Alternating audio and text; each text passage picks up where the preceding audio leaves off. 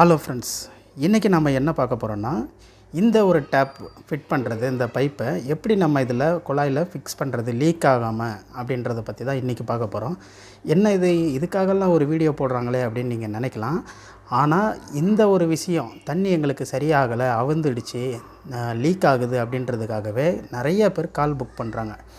இதை மாட்டி தரதுக்கு எவ்வளோ தெரியுமா சார்ஜஸ்ஸு? மினிமம் ஒரு டெக்னீஷியன் வீட்டுக்கு வந்து விசிட் பண்ணாலே 400 ரூபா விசிட்டிங் சார்ஜ் பண்ணுறாங்க. ஸோ இந்த மாதிரி சின்ன சின்ன விஷயத்தெலாம் நம்ம கற்றுக்கிட்டோன்னா ஈஸியாக நம்மளே ஹேண்டில் பண்ணலாம். தொடர்ந்து உங்களுக்கு பயனுள்ள வீட்டு உபயோகப் பொருட்கள் சர்வீஸ் சம்மந்தப்பட்ட வீடியோஸ் தான் இனிமேல் இந்த நம்ம சேனலில் நிறையா வரப்போகுது. அதனால் நம்ம சேனலை சப்ஸ்கிரைப் பண்ணி வச்சுக்கோங்க மறக்காமல், சரிங்களா? சரி, இது எப்படி தண்ணி லீக் ஆகாமல் ஒர்க் ஆகுது அப்படின்ற ஒரு பேசிக்கான ஒரு விஷயத்தை நான் சொல்லிடுறேன். இதை நம்ம கலத்தி பார்த்தோன்னா உள்ளே ஒரு ரப்பர் பூஸ் இருக்கும். கருப்பாக இருக்குது பார்த்திங்களா, ரப்பர் பூஸு. இந்த ரப்பர் பூஸ் என்ன ஆகும்னா குழாயோட வாயில் போய்ட்டு, அதாவது இந்த பக்கம் நம்ம டேப்பு மாட்டுவோம், இது என்ன ஆகும் அப்படின்னா குழாயோட வாயில் போய்ட்டு அழுத்தி பிடிச்சிக்கும். அப்படி பிடிச்சிக்கும் போது நம்மளுக்கு தண்ணி லீக் ஆகாமல் இருக்கும். ஆனால் நிறையா பேருக்கு இதை எப்படி மாட்டுறது அப்படின்றது டவுட்டாக இருக்குது. நிறையா பேர் ஒரு நாள் 2 நாள் கால் புக் பண்ணிவிட்டு யாரும் டெக்னீஷியன் யாரும் வராமல் இருந்து வெயிட் பண்ணிவிட்டு துணி துவைக்க முடியாமல் கஷ்டப்பட்டுருக்காங்க இந்த ஒரு டேப் லீக்னால், சரிங்களா? அதனால் இதை நம்ம கிளியராக இன்றைக்கி கற்றுக்கலாம். வாங்க வீடியோக்குள்ளே போகலாம். உங்களுக்கு இது பார்த்திங்கன்னா இந்த மாதிரி 4 ஸ்க்ரூ இருக்கும், ஓகேங்களா? 4 ஸ்க்ரூ இருக்கும். ஃபஸ்ட்டு நம்ம என்ன பண்ணணும் அப்படின்னா இந்த 4 ஸ்க்ரூவை நீங்கள் நல்லா ஃப்ரீ பண்ணிக்கோங்க, லூஸ் ஆக்கிக்கோங்க, ஓகேவா? இப்போ 4 ஸ்க்ரூவில் ரிமூவ் பண்ணியாச்சு. இப்போ இந்த ஒரு பிளாஸ்டிக் இருக்குது பாருங்கள் இந்த இடத்துல. இந்த பிளாஸ்டிக்கு, அதாவது டேப் வந்து உங்களது சில வீட்டு குழாய் வந்து வேறு மாதிரி இருக்கும், சின்னதாக வாஷிங் மிஷின் டேப் மாதிரி இருக்கும். அந்த மாதிரி டேப்புக்கு இந்த பிளாஸ்டிக் வந்து ஈஸியாக உள்ளே போகும். பட் இந்த டேப் வந்து பெரிய டேப். அதனால் என்ன பண்ணணும், இதை மேக்ஸிமம் ரிமூவ் பண்ணிவிட்டு இந்த பிளாஸ்டிக்கை நம்ம எடுத்துடலாம்.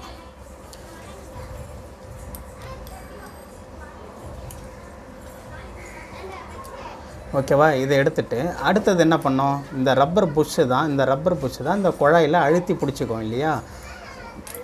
இப்போ வந்து பார்த்திங்கன்னா இங்கே பாருங்கள், நம்ம இப்போவே டைட் பண்ணால் இந்த லென்த் வந்து ரொம்ப சின்னதாக இருக்குது, அதனால் இது பத்தாது. ஸோ என்ன பண்ணணுன்னா மேக்ஸிமம் லெவல் எவ்வளோக்கு எவ்வளோ நம்ம லூஸ் பண்ண முடியுமோ அந்தளவுக்கு இதை லூஸ் பண்ணிக்கணும், சரிங்களா? அதாவது வெளியில் வரதுக்கு ஒரு த்ரெட்டு மட்டும் மிச்சம் இருக்கும், அந்த அளவுக்கு நம்ம லூஸ் பண்ணிக்கணும் மேக்ஸிமம் லெவல், ஓகேங்களா? மேக்ஸிமம் லெவல் லூஸ் பண்ணிவிட்டு இதை என்ன பண்ணுங்கள், இப்படி மேலே வச்சு அழுத்திக்கங்க, ஓகேவா? இப்படி அழுத்திக்கிட்டு பின்னாடி பக்கம் எப்போவுமே மோஸ்ட்லி நிறையா பேர் வீட்டில் வந்து பார்த்திங்கன்னா பின்னாடி ஸ்க்ரூவை போட முடியாது, இல்லைனா இந்த பக்கமும் செவுரு வந்துடும். சப்போஸ் இந்த பக்கம் செவுரு இருக்கும், 2 பக்கம் தான் செவுரு இருக்கும், நிறையா வீட்டுங்களில் இருக்குது, நான் பார்த்துருக்கேன். ஸோ அதனால் என்ன பண்ணலான்னா வெறும் 2 ஸ்க்ரூவில் நம்ம இதை டைட் பண்ணலாம். எப்படி டைட் பண்ணலாம் அப்படின்னா இங்கே பாருங்கள், ஒரு பக்கம் உள் பக்கம் பின்னாடி பக்கத்தில் இருக்கிற ஸ்க்ரூவை கொஞ்சம் டைட் பண்ணிக்கோங்க. அப்புறம் இன்னொரு லெஃப்ட் சைடில் இருக்கிற ஒரு ஸ்க்ரூவை மேக்ஸிமம் லெவலுக்கு டைட் பண்ணிக்கோங்க, ஓகேங்களா? அதாவது நீங்கள் 4 பக்கமும் டைட் பண்ணி பார்க்கும்போது ஈவனாக கொஞ்சம் சென்டராக வரணும், அந்த அளவுக்கு நம்ம இதை டைட் பண்ணிக்கணும். பின்னாடி எந்த அளவுக்கு இருக்குதுன்னு பார்த்துட்டு ஈவனாக ஓரளவுக்கு டைட் பண்ணதுக்கப்புறமா நீங்கள் என்ன பண்ணலாம், இந்த 2 ஸ்க்ரூவை டைட் பண்ணவே உங்களுக்கு ஃபுல் டைட் கிடச்சிரும். இப்போ பாருங்கள், நான் 2 தான் போடுறேன், இந்த பக்கம் ஸ்க்ரூவை போடவே இல்லை.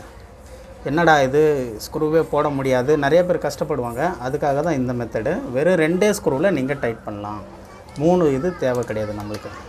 இங்கே பாருங்கள், மேக்ஸிமம் எவ்வளோ டைட் வைக்க முடியுமோ நீங்கள் டைட் வச்சுக்கலாம், மேக்ஸிமம் டைட் வைங்க, ஓகேங்களா? வெறும் 2 ஸ்க்ரூ தான் போட்டிருக்கேன், 4 பக்கமும் போடல, பார்த்தீங்களா? பேக் சைடு டம்மி, இந்த பக்கமும் மேக்ஸிமம் பண்ணுறது பண்ணியாச்சு. அடுத்தது என்ன பண்ணணும், அந்த கீழே இருக்க ரப்பர் வந்து இந்த குழாயோட மவுத்தில் ஃபிக்ஸ் ஆகணும். ஸோ அதுக்கு என்ன பண்ணணும், அடுத்தது கீழே வந்து நம்ம டைட் பண்ண ஆரம்பிக்கணும், ஓகேங்களா? ஓரளவுக்கு டைட் பண்ணோன்னே உங்களுக்கு ஒரு ஃபீல் கிடைக்கும், இது டைட் ஆகிடுச்சு, இதுக்கு மேலே போகாது அப்படின்றது உங்களுக்கே தெரிய ஆரம்பிக்கும். அந்த லெவல் வந்ததுக்கப்புறம் விட்டுருங்க. இது ஃபுல்லாக வந்து இந்த த்ரெட்டு ஃபுல்லாக மேலே வரைக்கும் ஏறணும் அப்படின்னு நினைக்க வேண்டாம். கையில் நீங்கள் டைட் வச்சாலே உங்களுக்கே தெரிஞ்சிடும், இதுக்கு மேலே போகாது, ஃபுல் ஓவர் டைட் ஆகிடும்.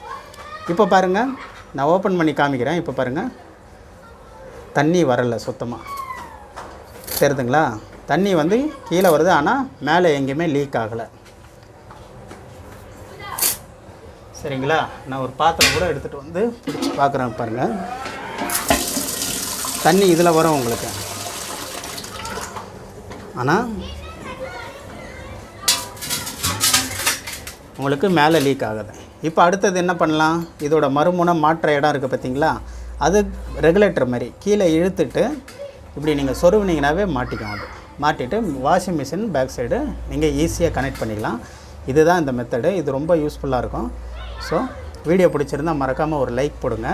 உங்களுக்கு வேறு ஏதாச்சும் தகவல் வேணும், இந்த சம்மந்தப்பட்ட வேறு ஏதாச்சும் உங்களுக்கு சர்வீஸ் சம்மந்தப்பட்டது, உங்களுக்கு எந்த மாதிரியான வீடியோ போடணும் அப்படின்ட்டு எனக்கு கீழே கமெண்ட்டில் கேளுங்க. நான் அதுக்கான வீடியோவை உங்களுக்கு போடுறேன்.